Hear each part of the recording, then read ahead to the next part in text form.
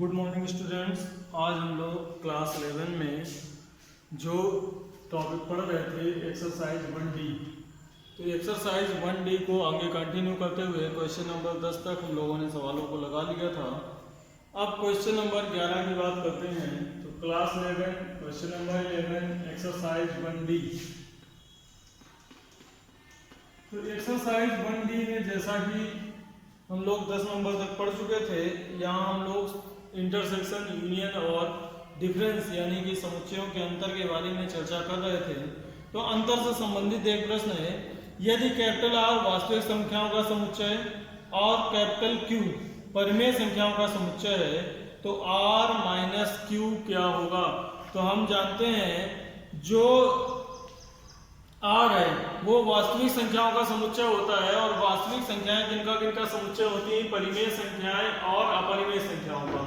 तो आर बराबर क्या है,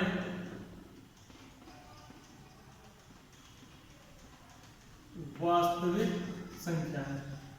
वास्तविक संख्या नाम लेते ही तुरंत आपको ध्यान आना चाहिए, वास्तविक का मतलब परिमेय और अपरिमेय संख्या है, और जो क्यू है वो है परिमेय संख्या है। तो अब अगर वास्तविक संख्याओं से परिमेय संख्याएं हटा देंगे तो यहाँ दो चीजें, परिमेय प्लस अपरिमेय। परिमेय हटा देंगे तो बचेगा क्या, अपरिमेय संख्याएं।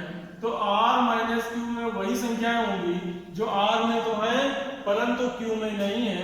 तो ऐसी कौन सी संख्याएं हैं, ऐसी अपरिमेय संख्याएं हैं। तो r माइनस क्यू में कौन सी संख्याएं होंगी, अपरिमेय संख्याएं होंगी। ये हो गया आपका क्वेश्चन नंबर 11। अब चलते हैं क्वेश्चन नंबर 12 में। तो क्वेश्चन नंबर 12 कह रहा है, निम्नलिखित कथनों में से प्रत्येक सत्य है या असत्य, अपने उत्तर का औचित्य भी बताइए। तो ये भी सिंपल से क्वेश्चन है। पहला लिखा हुआ है एक समुच्चय 2 3 4 5, एक समुच्चय दिया है 2 3 4 5 तथा 3, 6 तथा 3, 6 असंयुक्त समुच्चय है। तो असंयुक्त समुच्चय का मतलब क्या है,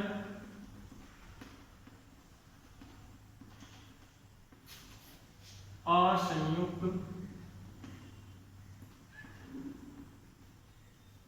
समुच्चय है। तो असंयुक्त समुच्चय है, इसका मतलब कि इन दोनों का जो इंटरसेक्शन है वो क्या होना चाहिए, रिक्त समुच्चय। लेकिन इनका जो सर्वनिष्ठ समुच्चय है, तो ये कथन क्या है, असत्य है। क्यों, क्योंकि इनका इंटरसेक्शन कितना आएगा, 3। तो समुच्चय असंयुक्त समुच्चय है, ये कथन कैसा है, असत्य है। क्योंकि इनका सर्वनिष्ठ कितना है, 3 है। क्योंकि कारण लिखेंगे, क्योंकि इन दोनों समुच्चयों का सर्वनिष्ठ समुच्चय 3 है, अतः ये कथन असत्य है। अतः यह कथन असत्य है। बिल्कुल यही काम इसके सेकंड वाले में करना है। वहां दो समुच्चय दिए गए ए ई आई ओ यू, तो दूसरा दिया गया है ए बी सी डी, कह रहा असंयुक्त समुच्चय है। तो ये भी असत्य है। क्यों असत्य है, क्योंकि उन दोनों समुच्चय में ए ई आई ओ यू और ए बी सी डी में इंटरसेक्शन सर्वनिष्ठ समुच्चय कितना है, ए। क्योंकि सर्वनिष्ठ समुच्चय ए है, रिक्त समुच्चय नहीं है, अतः ये कथन भी क्या है, असत्य। ये दोनों संयुक्त समुच्चय हैं। तीसरे नंबर में 2 6 10 14 3 7 11 15, तो तीसरा जो है आपका थर्ड नंबर, ये सत्य है। क्योंकि इसका जो इंटरसेक्शन है वो कितना है, 5। तो तीसरा सत्य है। क्वेश्चन नंबर 12 का जो थर्ड है वो सत्य है, बाकी ऊपर वाले दोनों जो है वो असत्य हैं। और चौथे की बात करें 2 6 10 3 7 11, तो ये भी क्या है, सत्य है। क्योंकि इन दोनों में भी कोई भी अवयव उभयनिष्ठ नहीं है, इंटरसेक्शन इसका क्या है, रिक्त समुच्चय। तो पहले दूसरे असत्य है, क्योंकि पहले का इंटरसेक्शन 3 है और दूसरे का इंटरसेक्शन ए है। तीसरा चौथा सत्य है, क्योंकि इनके जो रिक्त इंटरसेक्शन है वो रिक्त समुच्चय है। तो ये चर्चा हो गई हमारी एक्सरसाइज 1D की। एक्सरसाइज 1D को समाप्त करने के पश्चात अब हम कुछ परिभाषाएं देखते हैं। जैसे कि पहले लिखी है पूरक समुच्चय, तो समुच्चय का पूरक,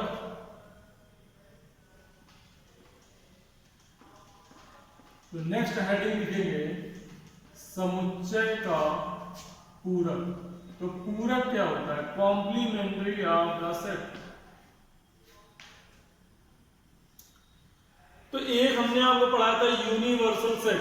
यूनिवर्सल सेट या समष्टीय समुच्चय यू। तो जो यूनिवर्सल सेट होता है जिसको हम हिंदी में कहते हैं समष्टीय, या दूसरा नाम इसका था सार्वत्रिक समुच्चय। तो जो समष्टीय या सार्वत्रिक समुच्चय होता है उसको किसी सेट से घटाने पर जो नया समुच्चय बनता है उसको कहते हैं पूरक समुच्चय। यानी कि a डैश बराबर होता है u माइनस ए।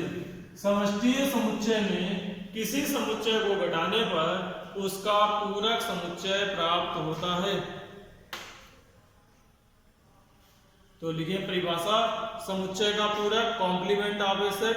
तो कॉम्प्लीमेंट ऑफ ए सेट में क्या है? यदि u कोई सार्वत्रिक या समष्टीय समुच्चय है, यदि u एक समष्टीय या सार्वत्रिक समुच्चय है तथा कैपिटल A इसका एक उप समुच्चय है।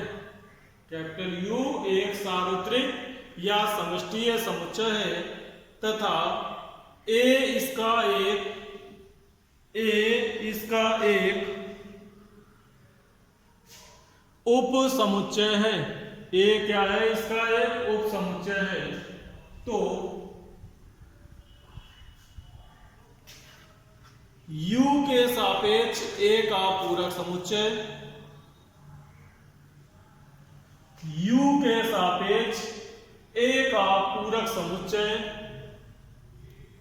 U के सापेक्ष A का पूरक समुच्चय U माइनस A के बराबर होता है। U माइनस A के बराबर होता है। U माइनस A के बराबर होता है। इसे A डैश से प्रदर्शित करते हैं। ये लिखा हुआ है A डैश, इस तरह से डैश लगाएंगे। इसे A डैश से प्रदर्शित करते हैं और नीचे ये सूत्र लिख दें A डैश बराबर U minus A। A dash बराबर U माइनस A।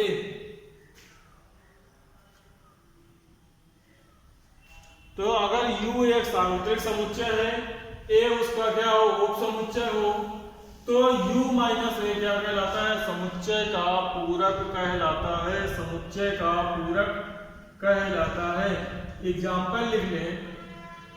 इसका एग्जाम्पल मान लें U बराबर दिया गया है 1 2 3 4 5 6 और A बराबर दिया गया है 2 3 5। तो जो A डैश होगा, A डैश यानी कि U माइनस A पूरक समुच्चय, U से A को हटा दें तो क्या बचेगा? 1 4 6। तो आपका जो A डैश होगा वो 1 4 6 के बराबर हो जाएगा। 1 4 6 के बराबर हो जाएगा। तो ये हो गई बात समुच्चय का पूरक या पूरक समुच्चय की। इसको कॉम्प्लीमेंट ऑफ ए सेट बोलते हैं। सामान्य तौर पर A डैश से ही लिखते हैं, कहीं कहीं CA भी लिखा होता है। तो अगर CA लिखा है कॉम्प्लीमेंट ऑफ ए, तो वो भी इसी पूरक समुच्चय का ही तात्पर्य होता है। तो नेक्स्ट हेडिंग है इसके बाद डी मॉर्गन का नियम। अगली हेडिंग है डी मॉर्गन के नियम।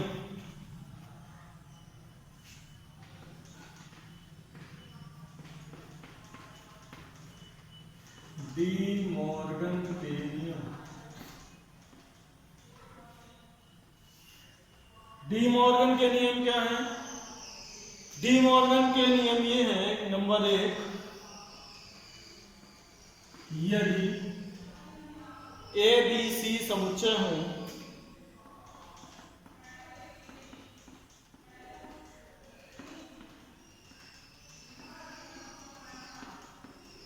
तो पहला नियम ये है कि A यूनियन बी का पूरक समुच्चय, यानी कि ए यूनियन बी डैश बराबर होता है A dash intersection B dash. A union B dash बराबर A dash intersection B dash. दूसरा इसी का अपोजिट है कि अगर कहीं लिखा हो ए इंटरसेक्शन बी का डैश, तो ये होता है A dash union B dash. ये दो नियम है, डी मॉर्गन लॉ कहलाते हैं, डी मॉर्गन के नियम कहलाते हैं। इसके अलावा एक और डी मॉर्गन का नियम होता है, उसको भी नोट कर लें, इसको सेकंड नंबर में डाल दें, जो यूनियन और इंटरसेक्शन के लिए होता है समुच्चय के अंदर में, कि यदि ए बी सी समुच्चय हो, यदि ए बी सी समुच्चय हो तो क्या आ जाएगा? एक होता है A minus B union C, A minus B union C बराबर होता है A minus B, A minus B intersection A minus C. और सेकंड है A minus B intersection C, तो वो क्या हो जाएगा? A minus B union A minus C. तो डी मॉर्गन में लेफ्ट में अगर यूनियन है तो राइट में इंटरसेक्शन हो जाता है, और राइट में अगर यूनियन है तो लेफ्ट में इंटरसेक्शन हो जाएगा। तो कुल मिला के इंटरसेक्शन और यूनियन के संबंधित दो नियम है डी मॉर्गन के, इनको भी याद रखना है। तो इस तरह से हम लोगों ने पूरक समुच्चय की परिभाषा को देखा, एक्सरसाइज 1D को कंप्लीट किया। अब नेक्स्ट क्लास में हम लोग एक्सरसाइज 1E को प्रारंभ करेंगे, और ये जो परिभाषाएं हैं पूरक समुच्चय की और रिक्त समुच्चय, समष्टि समुच्चय, सार्वत्रिक समुच्चय, उप समुच्चय, इन सबको सभी को याद करना है।